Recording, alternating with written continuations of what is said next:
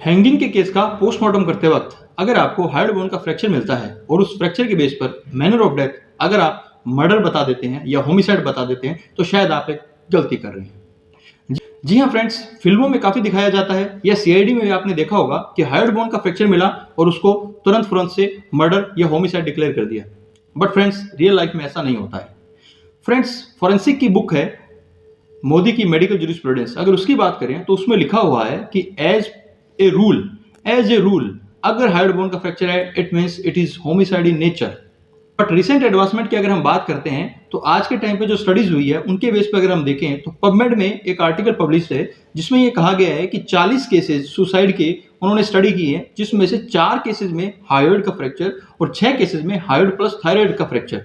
मतलब out of 40 में से 10 केसेस के अंदर हायोइड का फ्रैक्चर मिला और वो सब के सब सुसाइडल केसेस थे। मतलब 25% केसेस जो सुसाइड के हैं उसमें भी हायोइड बोन का फ्रैक्चर कॉमन है।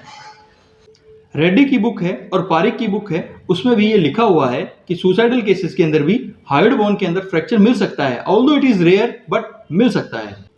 फ्रेंड्स, रियल लाइफ के अंदर जब किसी केस का थोरोली एग्जामिनेशन किया जाता है तो फॉरेंसिक पॉइंट ऑफ व्यू से जब मैनर ऑफ डेथ देना होता है तो जो फॉरेंसिक के अंदर जो ओपिनियन बनता है वो सिर्फ किसी एक साइन के बेस पे नहीं बनता है, बहुत सारी चीजें देखनी पड़ती है। हायोइड बोन का फ्रैक्चर बहुत डिपेंड करता है। हायोइड बोन का फ्रैक्चर फ्रेंड्स, हायोइड बोन का फ्रैक्चर जो है वो डिपेंड करता है कि मरने वाले जो पर्सन है उसकी एज क्या है, वो कितनी एज का है, वो जवान था, यंग था या वो ओल्ड एज के अंदर है। दोनों के अंदर हायोइड के कार्टिलेजिनस होने पर फर्क पड़ता है। इसी के साथ फोर्स है उसका अमाउंट कितना है, कंस्ट्रिक्टिंग जो फोर्स लग रहा है उसका अमाउंट कितना है, उस पर भी डिपेंड करता है। इसी के साथ हैंगिंग का टाइप कैसा है, कंप्लीट हैंगिंग है, इनकम्प्लीट हैंगिंग है, इन सब चीजों पे डिपेंड करता है और हायोइड बोन का फ्रैक्चर मिल सकता है। तो फ्रेंड्स, फॉरेंसिक मेडिसिन में किसी एक साइन पर ओपिनियन देना संभव नहीं है।